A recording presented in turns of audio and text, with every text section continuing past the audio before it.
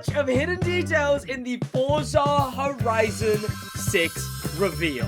And that's what I'm going to be going into today. We're going to go into a wide range of different features and additions that weren't explicitly talked about, that weren't mentioned, but we've seen them confirmed through the reveal of Forza Horizon 6. Anything from the 4 confirmed Forza editions so far, to brand new customization features and even motorcycles. Let me know in the comments the hidden details that you found that I didn't include, but also which of these hidden details did you not know about? Now, to begin with, if you look really closely, it's hard to spot, easy to miss. There's actually a big giant robot behind the GRGT. You might have missed it. There's a big giant robot behind the GRGT there. But who's to say?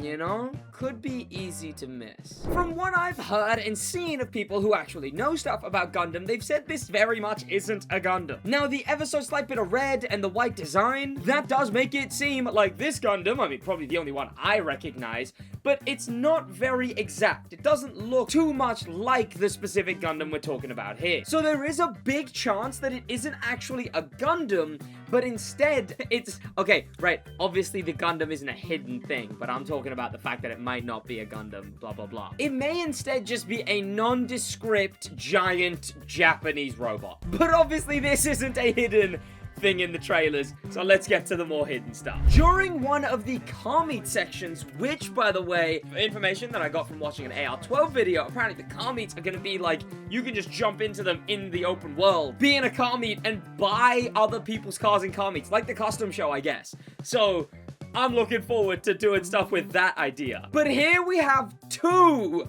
hidden things. First and foremost, spotted over here is that this car has two separate types of wheels. The Chaser with two separate wheels, something not possible to be done in Horizon 5 or any previous Horizon game. Is that true? This is gonna do wonders for customization. And also, if you're just downloading other people's tunes, I do wonder how people are gonna start using this for tuning, because obviously, I mean, isn't there like a little aero difference as well with what wheels you use? Is the meta wheels going to be a different type on the front and a different type in the back? But I said there was two different things in this. Not only does this allude to better customization, I mean, they confirmed more body kits as well as more Forza Aero coming to Horizon 6. And the Forza Aero does actually seem to be improved. It's not just run-of-the-mill, bad, ugly Forza Aero. But in this very same image, if we make our way all the way over here, we see an escargot. We don't just see any escargot. If we crank the quality and then zoom in a whole bunch, you can see that this escargot has a turbo and a spoiler. This isn't any escargot. It is the, if you watched my car list video, this is the escargot Forza edition, and is the first, well, I guess second, because the Miata, I don't know which is seen in which order, but this is a Forza edition. It's the first of the 4 Forza editions we're talking about here today. Obviously, the 10-cylinder, double supercharged, twin turbo, supercharged MX-5. This thing isn't very hidden, but a Forza edition that is hidden. Now, this is a car that we do actually see in the trailer, but we see it for a split second. For a very quick second. But that Mazda RX-3, there in the background, is another Forza edition. The returning RX-3 that wasn't in Horizon 5, but is in Horizon 4, is coming back, but as a Forza edition. And technically speaking, we don't actually have the base model confirmed, but I assume we have the base model confirmed. And then another one that is spotted in the background in the trailers, but is very much better seen in images, is that the Lexus LFA Forza Edition. Here's some extra info about all those cars though, because people have talked about the car list and the Forza editions, but I want to tell you specifically about how the Lexus LFA is S1, but the LFA Forza Edition starts S2. S2. The only one that seems to be sort of a not great Forza edition is going to be the RX3, which starts in B class. I mean, that's probably still 2 more than the base RX3, but let's hope we can put a good engine swap in it. And the MX-5 also is S2, just like the LFA, and the Nissan Escargot, the biggest surprise, she is an S2, but she is S1. So we will have a starting, and these are all the stock values, the stock PI system ratings of these cars. The Forza Edition Escargot starts in S1. This is from the official car list. There you go. A hidden detail about a hidden detail. How about that, sucker? At one point, we see the snow. The snow is the next hidden detail I want to show. Because this one, it's not as hidden. It's just not where you're looking, right? This snow area is so cool. Really, really cool. But if you take a closer look, when they zoom out of this snow area, by the way, not Mount Fuji. I did get a comment about when I was talking about not being able to climb Mount Fuji. It does seem like that's going to be able to be the case. Mount Fuji is not a vehicular scalable mountain. I mean, it would have been nice to still go up it off-road, but every shot we've seen of Mount Fuji, I can't really physically put in my head how we would get up that. It does seem like Mount Fuji is just going to be a background thing rather than a scalable mountain. Perhaps a DLC though. Who knows? That could be nice. But you may have already noticed it while we've had this open in the background. The snow area is permanent. This isn't, they're talking about the weather system, but this doesn't seem to be to do with the weather system. And my thinking for that is that there clearly is a trail up there. There is a road up there on top of the snow, meaning we'll probably have races that go over that snow area. And I cannot wait, because this right here seems to be a jump you have to do over the road through the snow. There's the tire tracks. You can see him going off, and you can see him coming back right there. This is a little map thing that I suppose is a hidden detail, is that, yeah, the snow area is going to be pretty dang cool, because it's going to have a off-road. Does it count as off? It's not a dirt track. A snow track? How does this work? I need to watch like a 5-hour video essay on how this whole snow area in Japan works. But it just speaks to just how cool the map is, man. Like, there is so much good stuff. Like, the elevation, this isn't hidden, but the elevation, my word, just beautiful to finally have a hilly Forza map that has mountains and hills that you actually have to go up and down, and it's not built for the Eliminator. In fact, I wouldn't even mind if the Eliminator was gone, but maybe that's just me. Now, this is one that I broke the wider news of on Twitter, and a lot of people talked about it from my tweet. If you look in the garage, there seems to be, the now customizable garage, there is, in the background, a motorcycle. A seemingly licensed motorcycle. It doesn't look like it's just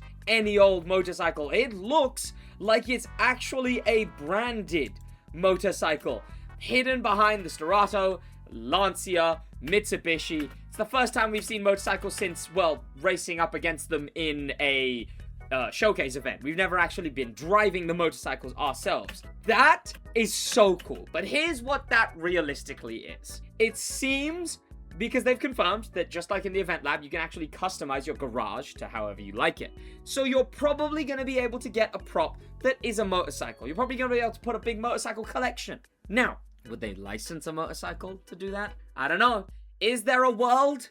Is there a world in which one of the DLCs for Forza Horizon 6 is a motorcycle DLC? This is just the first little tease of that. I think there's a world, but it is very hidden. It is a tease of a tease. I mean, they must have known that they're picking a shot where they're deliberately hiding a motorcycle right behind 3 cars. And we live in one of 2 worlds. One of 3 worlds. 1, it's just there permanently. It's just like a thing when you buy the garage. 2, when you buy the garage, you customize it. It's a prop. And we're going to have a couple of motorcycles that you can put up as props. Or 3, it's the tease of a motorcycle DLC in Forza Horizon 6. And that's, I got to admit, the one I want. And it's a good thing we move on to looking at the Formula Drift Supra, because the next hidden thing, well, I'm gonna go back to another clip of the Formula Drift Supra. Now, a lot of people have already seen this. It's definitely hidden. It's definitely something they don't really mention, but people are very hyped about this, so obviously it's been seen a bunch. But more than just 90-degree wheel rotation. We have, you can see right there in the right, the wheels turned, and then it goes. Not only are they doing the double hand like we see in racing games that have this, like Test Drive, like The Crew, and then it switches around, and oh, just gorgeous. Just beautiful to finally see a wheel rotate more than 80 degrees, 90 degrees.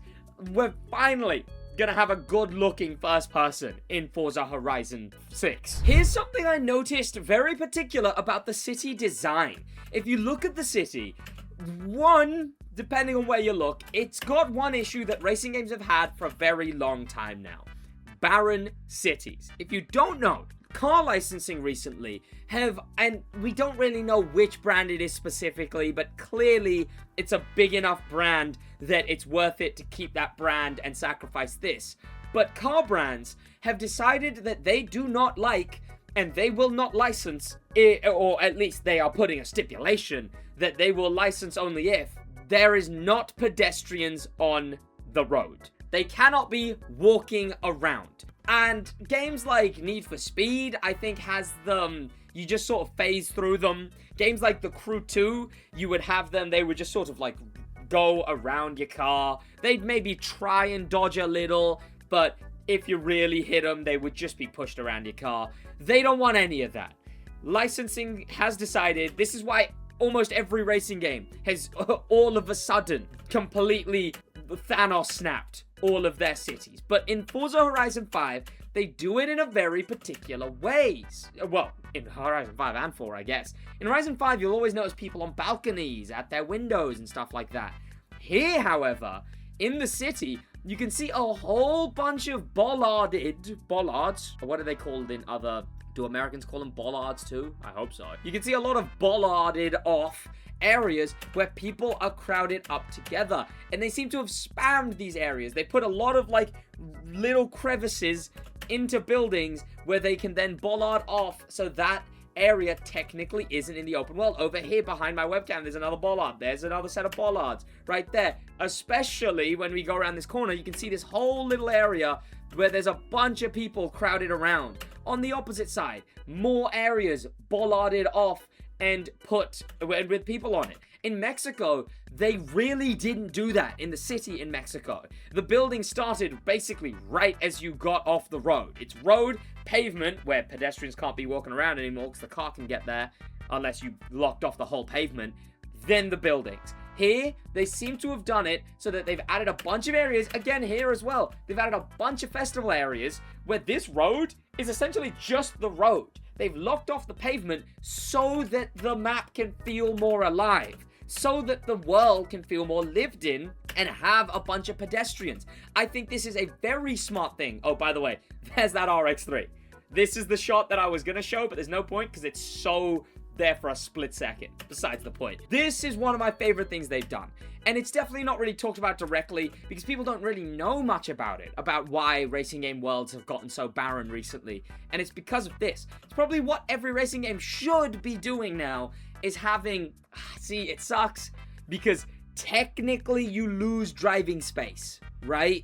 Like, if those weren't there, if those people weren't there, we would just be able to drive around those areas and the city would feel a bit more open. But that's one of my favorite things to spot about the city in Forza Horizon 6. Now, this is kind of only hidden, again, as it's not explicitly talked about, but in AR12's video, he mentions something that we see here with the drag strip. This is something that's gonna be in the open world. These drag lights will be synced up in the open world. So, no more getting up to the drag strip and going, to set off. Instead, you'll actually just get to be able to drag strip straight away. I do wonder, though, it seems like it's probably going to be a time trial thing, because you can see the leaderboard over there. Oh, Actually, I'm just spotting that right now. That's a bit of a hidden detail. Oh, okay. So that leaderboard there implies that the drag strip will have one of the new time attack open world areas. I think it's just a PR stunt, but in those time attack areas, you see things like these, which shows that maybe is the NSX going to be a good drag car? Who knows? The Strassen version? Don't know what's behind that. But that means that not only is this drag strip going to work, but clearly the drag strip is going to have some kind of like an actual thing. If you don't know what I'm talking about, later when they show the time attack thing, it's this thing that you enter and then you got to do a lap around the track and there's a leaderboard next to it for that time trial. Well, there's the same thing on that drag strip, implying that the drag strip is indeed a time trial with synced up lights. Obviously, the meta is going to be getting a rolling start, but presumably you and your mates can use the time that the time trial says you got to go up against each other doing drag races in the open world. There you go. He finishes it and lights go off on the leaderboard. I assume the same thing will happen with the drag strip. Detail so hidden, I found it out while looking, while telling you about other hidden details. This is another thing that, like, I guess Forza people are hyped about. I don't know. AR12 talked about it, but even when he talked about it, he was like, I mean, people, did you even know that this was a thing? Turned out Horizon 5 didn't have traffic lights. Traffic lights are now back. They don't talk about it. You see it for like a split second there and in some of the other shots, but traffic lights are back. Bro, this road, I cannot wait. Look at it on the map, man. This road. So, what are some hidden details that you noticed but maybe I missed? Let me know down there in the comments. And let me know if any of these hidden details you actually didn't know. That's gonna be about it from me in a bit.